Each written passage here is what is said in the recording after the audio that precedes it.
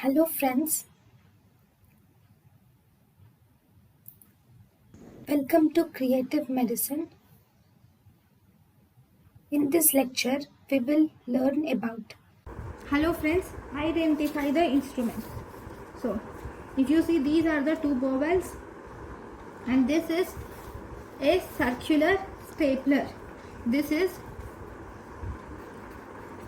an intraluminal or circular stapler. It is an intraluminal or circular stapler. See, these are the two bowel loops and this stapler will combine together. Okay. So it is mainly used in anastomosis of tubular structures. It is used in anastomosis of tubular structures.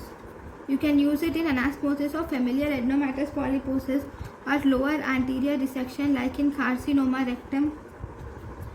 Okay, or in ulcerative colitis also you can use it. Okay, so this is about the intraluminal circular or circular stapler. Thank you. Thank you and thank you for watching.